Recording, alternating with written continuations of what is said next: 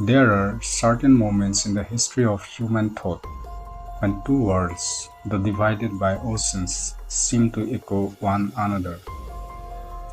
When two minds, born in far apart civilizations, begin to walk the same inner path, the path toward refinement. Today, we explore one such journey through two timeless souls: Arjuna, the archer prince of the Mahabharata, and Hamlet, the tragic prince of Denmark. Both are men of noble birth, yet trembling conscience. Both stand at the threshold of duty, uncertain, broken, but still searching for truth. And through their struggles, we glimpse something higher. A quiet process that refines the human being, shaping him from confusion into clarity, from despair into realization. This reflection, Hamlet and Arjuna, the journey of human refinement, is not a product of sudden curiosity. It is the outcome of my long personal impressions and research, years of reading, reflecting, and living with these two monumental figures. Their questions, their hesitations, and their awakenings have accompanied my thoughts for a long time. And I realized something. Though they belong to vastly different traditions, one born from the Vedic vision of cosmic duty, the other from the European quest for moral truth, both speak the same language, the language of the human spirit in refinement. Now, before we move further, let me clarify something important. This discussion is purely analytical and literary, free from any kind of religious or cultural controversy. We are not comparing civilizations, but comparing consciences. What we are tracing is the shared evolution of humanity, reflected through two great creations of literature. Let us first recall, briefly, the worlds they inhabit. The story of Arjuna. Arjuna, known as Dhanurdhara, the great archer, stands on the battlefield of Kurukshetra. The field is sacred, but it is also tragic. For here, brothers face brothers, teachers stand against disciples, and the very balance of dharma trembles. Before the first arrow is shot, Arjuna's heart sinks. He sees his elders, his friends, his king, and his bow slips from his hand. He turns to Krishna and says, "I will not fight." The moment is not weakness. It is deep humanity.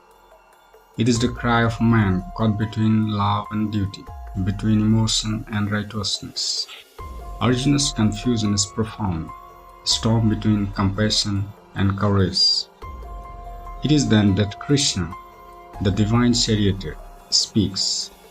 He does not merely instruct Arjuna to fight, he transforms his vision. He awakens him to his true self, to the eternal principle that lies beyond fear, beyond attachment. Through the Bhagavad Gita, Arjuna learns that action, when aligned with dharma and detached from personal gain, becomes a path to liberation. His despair turns into understanding, his hesitation becomes heroism. This is the refinement of Arjuna, the story of Hamlet. And now, across continents and centuries, in the cold courts of Denmark, we meet Hamlet, the prince whose very name has become synonymous with thought itself. Hamlet returns from Wittenberg to find his father dead, his mother remarried, and his uncle, the murderer, on the throne. Haunted by his father's ghost, Hamlet is charged with one task: revenge. But revenge is not simple for a mind as delicate as his. He questions everything: the justice of heaven, the corruption of power, the frailty of man. And in his solitude, he speaks words that have outlived empires. To be or not to be, that is the question. Hamlet's despair is not cowardice either. It is the weight of consciousness, the burden of seeing too deeply.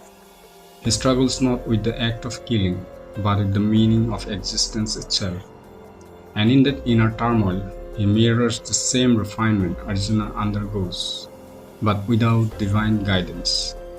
Arjuna's Krishna is an outer voice of the divine. Hamlet's Krishna is his own conscience, whispering from within. Both men must answer the same question: what is my duty, and how do I perform it without losing my soul? Thus begins their shared journey, a journey from despondency to realization, from thought to action, from human weakness to spiritual strength. The burden of despondency. Despondency, the still shadow before awakening.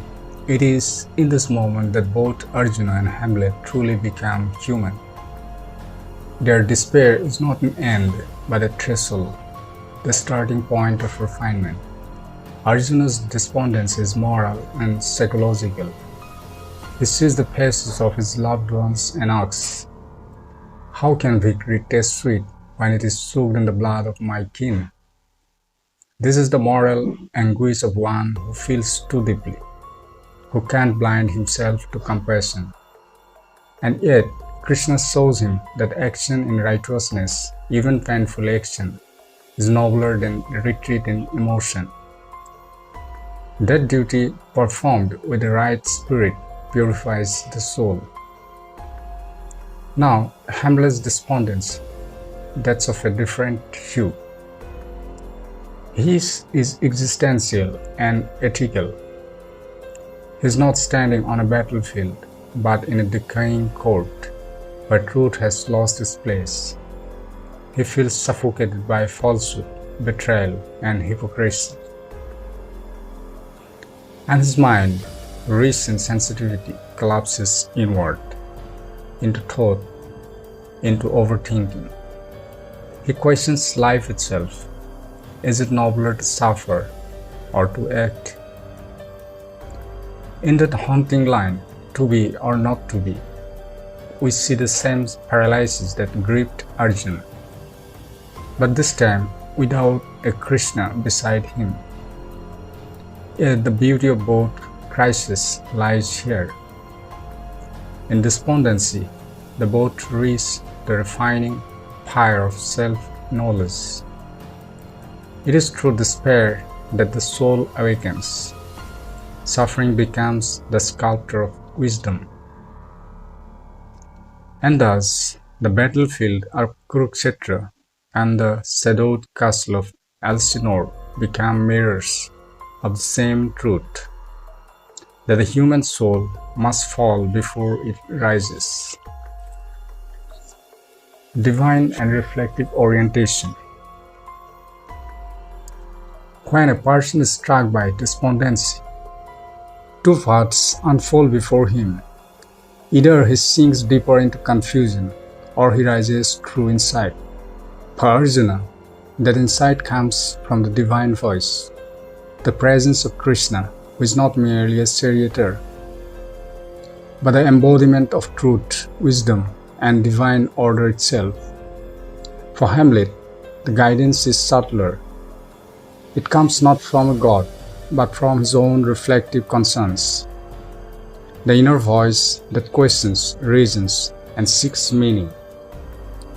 Though one receives light from above, and the other searches for it within,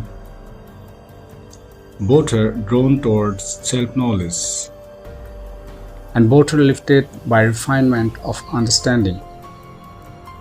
Arjuna's awakening, the divine orientation. As the Bhagavad Gita unfolds, Krishna leads Arjuna through a profound journey, from confusion to clarity, from emotion to wisdom. He teaches that the body may perish, but the Atma, the self, is eternal. He explains that action performed with detachment, without greed or hatred, is the highest form of worship. Krishna's voice is not commanding, it is transforming. He touches Arjuna's soul where logic can't reach. Perform your duty, Arjuna, says Krishna, abandoning attachment and remain balanced in success and failure. Such equanimity is called yoga. This is the turning point, the psychic reorientation of Arjuna. He begins to see his role not as a warrior of blood, but as participant in cosmic harmony.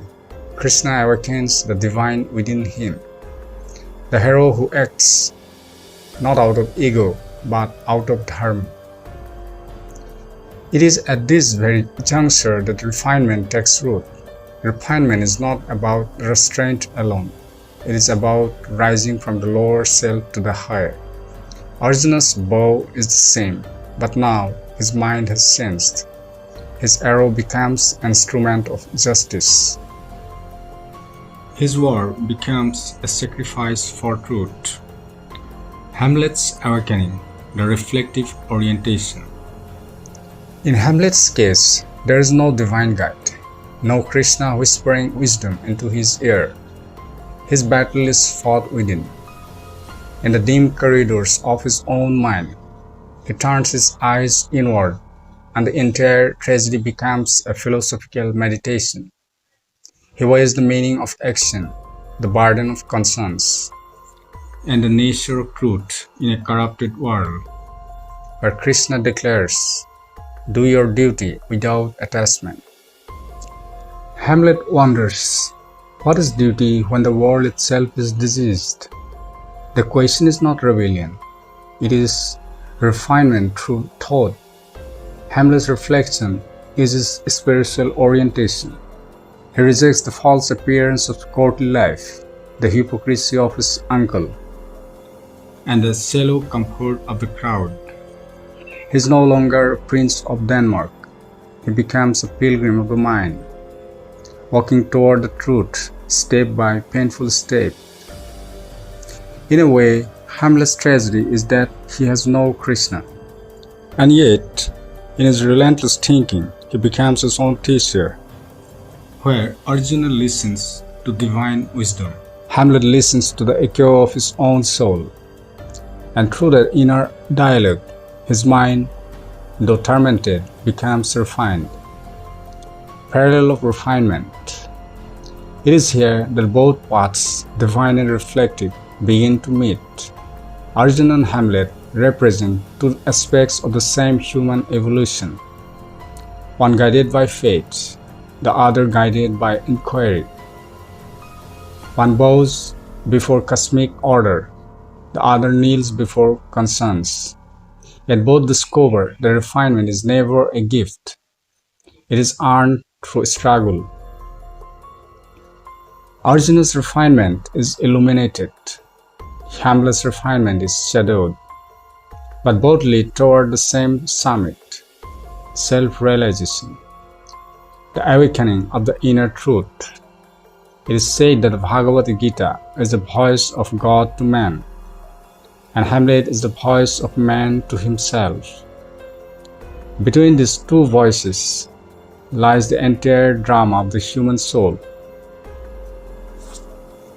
Thus, what Krishna reveals to Arjuna through divine wisdom, Hamlet discovers through the agony of reflection, and both, in their own ways, become teachers of mankind. Realization, duty, and the path of refinement.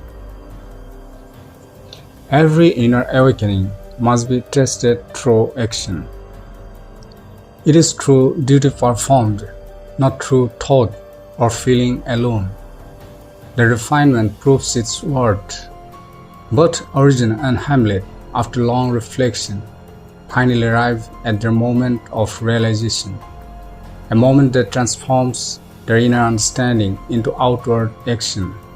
For Arjuna, it is the return of clarity. For Hamlet, it is the acceptance of destiny. Their paths are different, yet they converge on one truth. A refined soul acts without hesitation, not for self, but for the fulfillment of a higher law. Arjuna's realization, the restoration of Dharma. The war of Kurukshetra begins, but this time Arjuna is not the same man who once dropped his bow. The dialogue with Krishna has reshaped his vision. He now stands as the instrument of divine will, his mind tranquil, his purpose clear. Karishe Basanam Tava. Arjuna says, I select according to your word. In this utterance lies the essence of refinement, obedience not born of weakness, but of realization. Arjuna acts with courage, yet without hatred. He fights not to destroy, but to restore balance. His every arrow becomes an act of sacrifice, his every breath an offering to Dharma.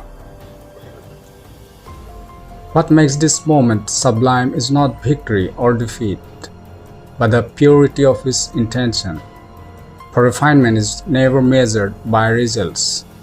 It is measured by the state of the soul that acts. Krishna's teachings have refined Arjuna into one who no longer reacts, but responds through understanding. His heroism is no longer the pride of a warrior. It is the humility of one who has known truth. And so, Arjuna fulfills his destiny, not as a conqueror, but as a realized being, a man who has learned that to act selflessly is the highest form of devotion. Hamlet's realization, the acceptance of fate. For Hamlet, the battlefield is not made of arrows and steel, but of thought, concerns, and circumstances.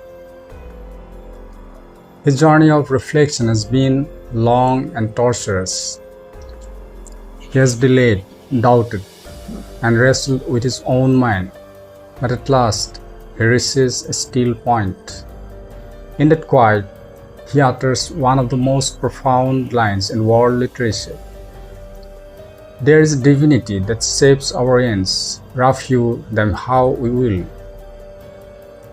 Here, Hamlet's rebellion dissolves into recognition. He no longer fights against fate.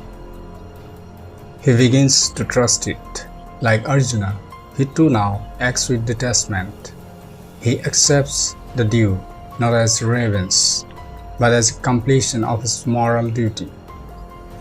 He has seen the corruption of the world, the betrayal of those closest to him, and yet his final act is calm, dignified, and conscious. When he kills Claudius, it is not the madness of rage, it is the precision of justice. And when he falls, wounded, he faces death with serenity. The rest is silence. In that silence lies his refinement, the stillness of a soul that has suffered, understood, and accepted. The shared path of duty and realization. In both men, we see how realization transforms action. For Arjuna, action becomes divine service. For Hamlet, it becomes moral fulfillment. Both have transcended fear, one through the light of faith, the other through the fire of intellect. Arjuna's battlefield is cosmic, Hamlet's battlefield is internal. But each discovers that duty, when purified by understanding, is no longer a sin, it is liberation. Arjuna dies to his attachment, Hamlet dies to his hesitation. Both attain a kind of immortality, Arjuna through realization of the eternal self, Hamlet through eternal remembrance in human consciousness. Their journeys, though tragic and glorious in different measures, unite at the summit of human refinement, where thought becomes wisdom and action becomes peace. Thus ends the battle, not just to Kurukshetra or Elsinore, but of the human soul between conflict and comprehension. What remains now is the quiet aftermath, the realization that both Arjuna and Hamlet, each in his own way, have walked the same pilgrimage, a journey toward the perfection of manhood. Let us, in the final section, reflect upon this shared destiny, how the spirit of refinement in these two great figures continues to shape the conscience of humanity. The universal journey of the human heart. And now, as we near the close of this exploration, let us pause, not merely to summarize, but to feel the silent grandeur that connects these two luminous figures, Arjuna and Hamlet, across oceans and centuries, from the Sanskrit epic of Vedavyasa to the Elizabethan tragedy of William Shakespeare. They stand as two mirrors reflecting the same human truth. Both begin in confusion and despair. Both rise through reflection and awakening, and both end in action purified by realization. The rare theme of refinement. This comparative vision, though rare, has long stirred in my own reflections. A thought nurtured by years of reading, pondering, and silent admiration for both these immortal creations of the human spirit. And yet, it is surprising that such a profound parallel has not been comparatively discussed in any significant way. Perhaps because the two worlds, the European and the Indian, seem too far apart in culture and time. But when we enter through the door of refinement, we find that distance vanishes, and only the human remains. It is not about comparing religion or philosophy. It is about understanding the refinement of being, the transformation of a soul when faced with the most tragic question of existence. What is my duty when life itself becomes unbearable? Hamlet, the refinement of thought. Hamlet's refinement lies in his intellectual anguish. He stands for the mind in search of moral truth, questioning not only the world around him, but also the concerns within. His tragedy is that of man too aware, too sensitive to act blindly, too noble to deceive, and too intelligent to remain at peace.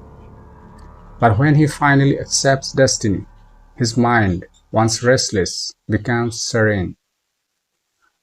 His death is not defeat, it is a transformation, the purification of thought into timeless wisdom. Arjuna, the refinement of spirit.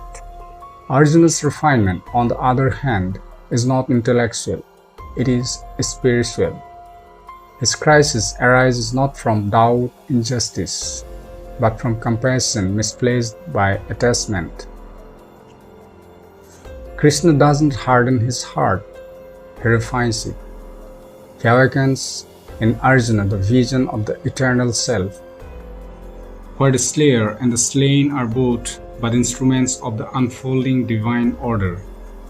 Arjuna's act of battle, therefore, is not cruelty, it's clarity.